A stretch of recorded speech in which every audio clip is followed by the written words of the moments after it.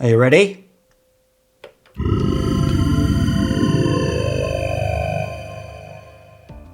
I added that sound effect in while editing. Don't you think that most RC chargers should have that sound? I do.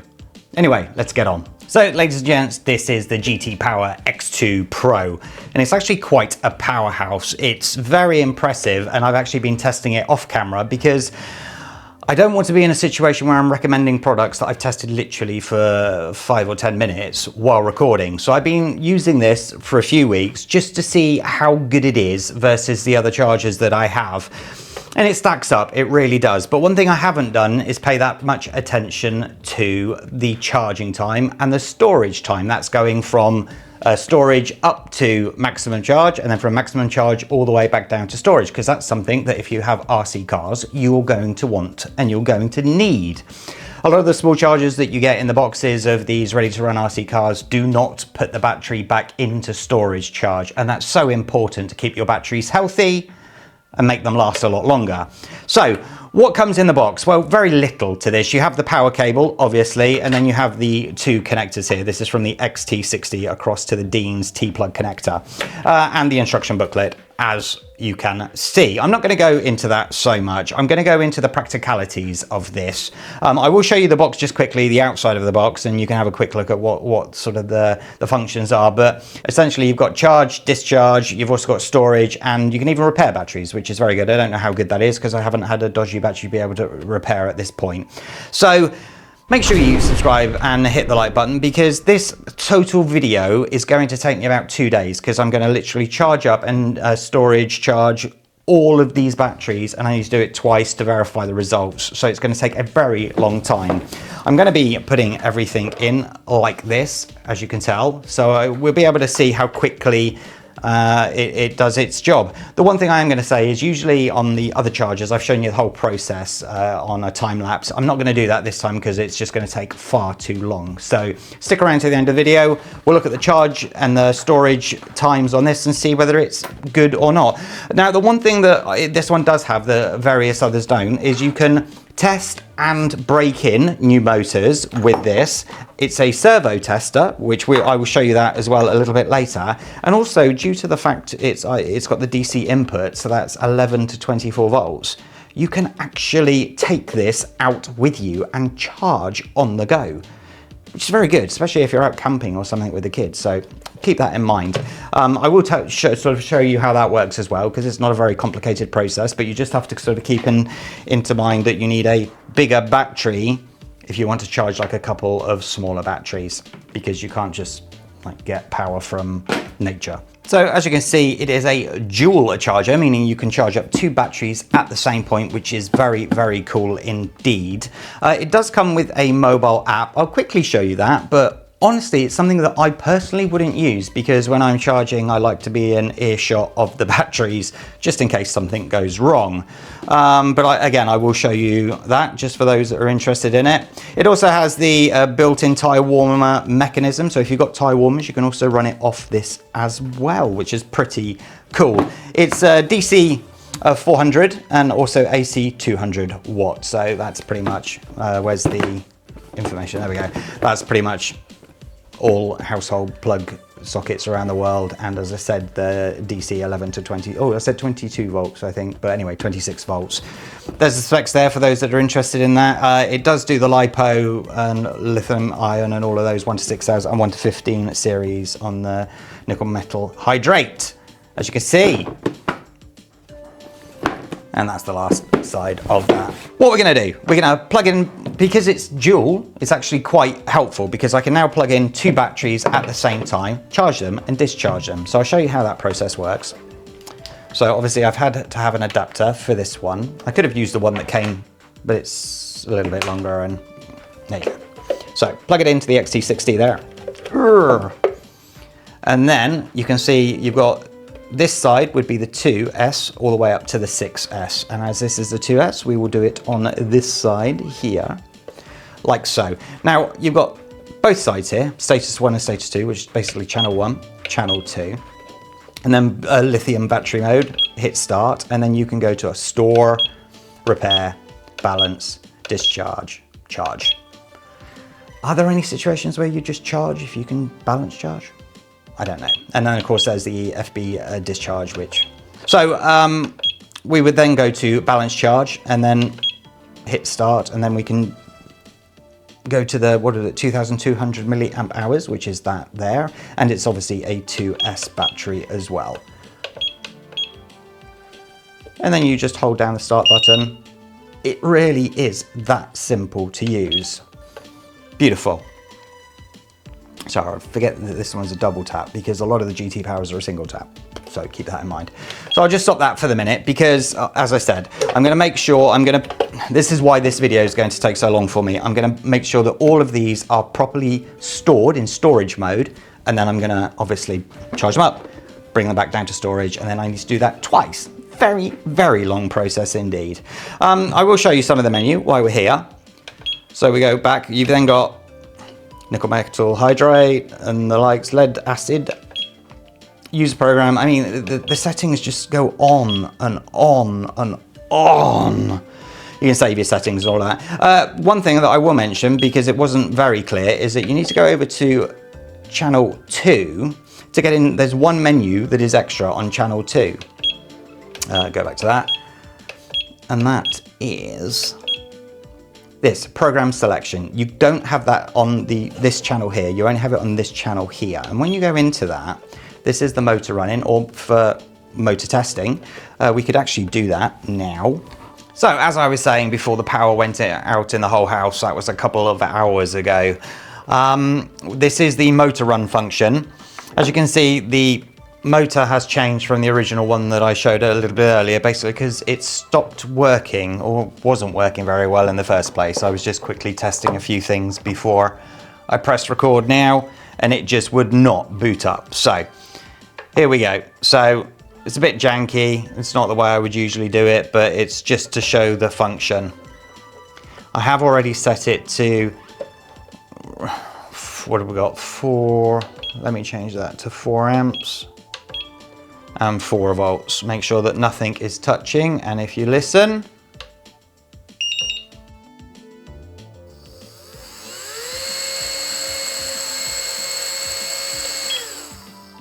so that works very well. It's very handy to just make sure that motors are working as they should, and it actually showed that my other motor that I had here originally was not working, which is very, very strange because I thought it was. So now this is obviously for the servo. Plug that in. You can see, I noticed that there was a light directly above that was shining on the screen, so my apologies for that. So we'll go to the next function. It's not that one. It's not for the warmer. It's not in, it's out. As you can see, it's set to, I think that's the lowest setting. So if I press forward and move it up, see it's going faster now and even faster. So that's really handy if you want to just test that, you know, your electronics are working as they should. It's very, very handy. Very, very handy. So setting up the app is ultra easy. You download it with a QR code and it pretty much connects straight away with Bluetooth. As you can see, you've got the channel 1 and the channel 2 there. It says that this battery is 100% level, 8.39 volts, 4.2 on each of the cells. Move over to channel 2, and this is obviously a 3S battery, 1, 2, 3 cells there. Thank you so much. And as you can see, that's also charging up. I just put them both on to just quickly show you how the app works. There's many settings in this, but personally, this is just my feeling. I'm never going to use this app. I'm not. You've got to be within Bluetooth connection anyway, and I've got everything I need on the screen here. But there are others that will find it useful and helpful. Well, it is in fact Future John here, and the reason being that I have had one of the most distressing times with this video and with this charger. It's been the longest I've ever spent on a video. It is now the 1st, which means that I've been working since Monday. It's now Saturday on this video because I've been having to charge, storage, discharge, charge, storage, discharge. And there was an issue with this one where the storage had a safety cutoff. which is fine. I have no problems with that. But it was set for, I believe, 120 minutes. So I set it to 200 minutes and it actually went over that on a battery. So I set it for 300 minutes and it actually went over that. So I had to keep on completely discharging the battery, then recharging it, and then discharge. Oh man, it was just, anyway, right, back to this FB discharge. This video is absolutely cursed, ladies and gents. I just recorded the whole video from when I said the words.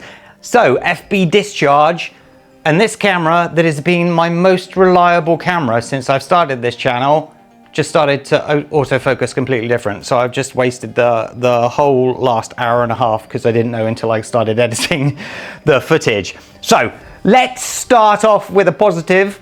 Is it working? Is it working? Right. This FB discharge. It's a weird one, this one, because you plug in your fully charged battery and this is your discharge battery. So you want to transfer the power from here to here. So rather than putting this in the back where it says DC input and this in the front where all the other times the power comes out of that, you do it that way. This plugs in here and that plugs in there. I have tried it. It came up with a couple of errors when I did it and I double checked and triple checked that the settings were correct. Still couldn't get it to work. It did actually transfer some power from the fully charged to the not so fully charged, but it stopped halfway through with an error. Now, what I don't understand is the point of it. So if you do know the point that I'm just completely missing, please write in the comments below. But let me show you this. And this is the same about what I said at the start of the video about showing you this little party trick.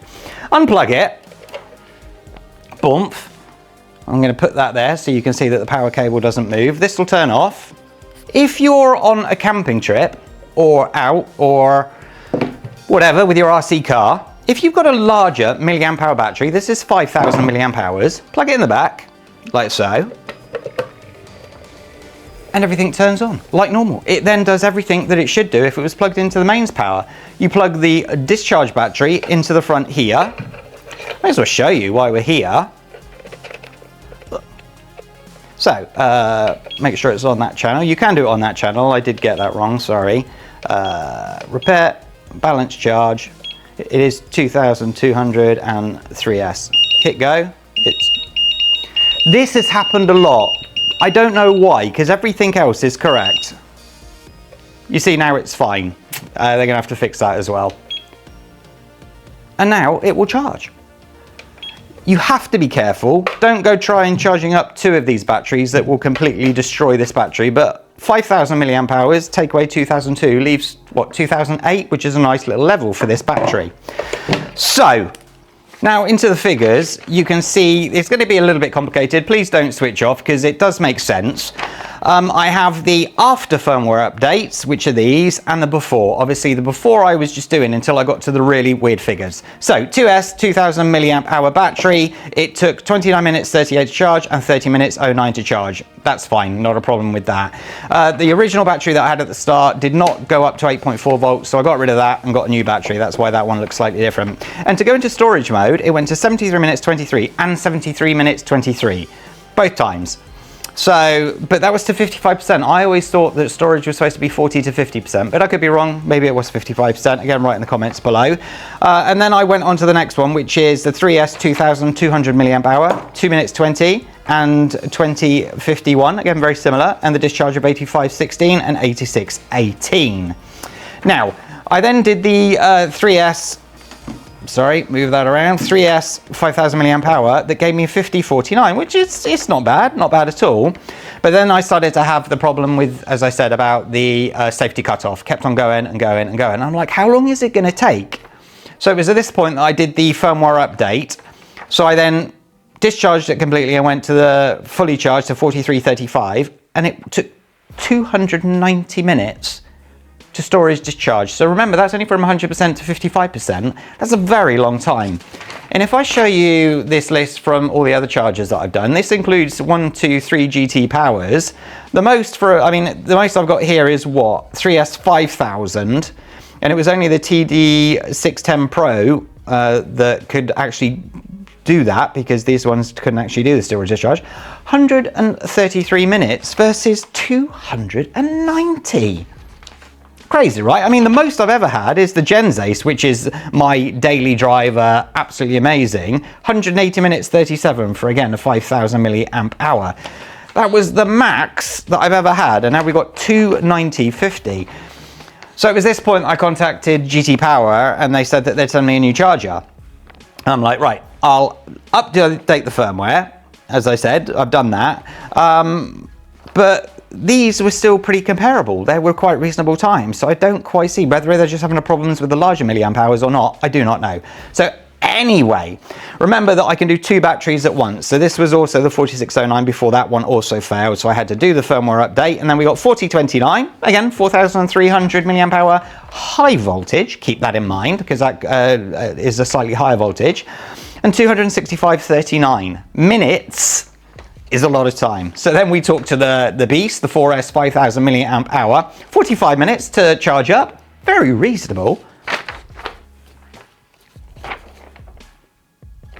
364 minutes and 53 seconds. That's a long time, ladies and gents. So I don't know what's going on. I didn't want to just say yes to them sending me a brand new charger because, as I said, these seem quite reasonable. So what's going on? If they do decide to send me a new charger, I will test 1 to these 3 again and just see if the discharge is exactly the same. And if it is hugely different, I'll make another video. I don't see it. I just think that there's a problem with that setting. Maybe a firmware update could solve it. But what I did notice is usually when you're discharging batteries in any way, but usually storage discharge, the fan comes on because obviously it's having to get rid of the power from the batteries, usually in heat, and then you need the fans to cool that down. They never come on, ever. A couple of times maybe. Wasn't sort of sat here for 364 minutes, I'll be honest with you. So then obviously, because I got the new firmware update, I wanted to just go back and verify, and this is after the firmware update, 2938 and 2427. 2938 was exactly the same as before, and then the 7425 and the 7324 is very similar. And again, on the 2200 milliamp hour, after firmware update, 2050, identical, and you can see that's very similar again. And 8752, 8650, again, very similar. So what do we take away from this? Oh, I will say one thing, actually. So, as you can see, the app connects straight away. Very happy with this. So I use this quite a lot, as you could tell by the screenshots that I'm showing you as we go along. But the one thing that it doesn't do that I'm very confused about is this. If I plug a battery in, right? So I plug it in, boof, and I put the balance cable in. I don't like this connector here. Maybe I'm getting old, but there you go. What I would like is for it to show up now automatically what the state of the battery is. Do you know what I mean? So it comes up with the cells of this right now. So it's sort of giving you that information so you know whether you need to charge it or not. Now I just have to go straight into the charging or the discharging or whatever. So you need to keep more of a track of that, which seems silly because once it's plugged in, surely it should have that information on the app. I did use the app a lot more, I'll be honest with you, but is it as good as what it could be? No, it needs a few tweaks there as well. So I'm gonna get rid of the Gens Ace here because let's compare it to the GT Power. The first number, let's do it like that. The first number is the charge, the balance charge. The next is the storage charge.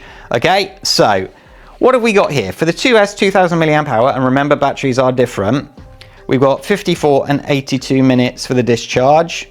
It's slower, but the GT Power TD610 Pro was a very good charger. Let's go on to the, what we've got, 2200 3S. We've got 3000 here. What do we got? Discharge of 100 minutes, 85. So you can see they're very comparable times. But these are not. These are terrible. I don't know what's going on there. So as I said, I will make a video if they do send a new one and it is so much more improved. I want like half that time there. But everything else that it does well. So can I recommend this charger to you? Can I? I love that. Changes when it's doing all of its work. It reminds me of those of you that are a bit old, Battlestar Galactica and the enemies I don't know why, it just does. Yes, I can recommend this to you, as long as you're not doing a lot of the storage discharge of larger batteries. If your daily drivers are the WL toys and the smaller LiPo ones, then I think it's absolutely fine. So thank you so much for watching. Hit that like button, subscribe to the channel, especially after the 6 days of work, 7 by the time I've edited it, 8 by the time I put it up to YouTube. Have a great day, stay safe, take care. Bye-bye.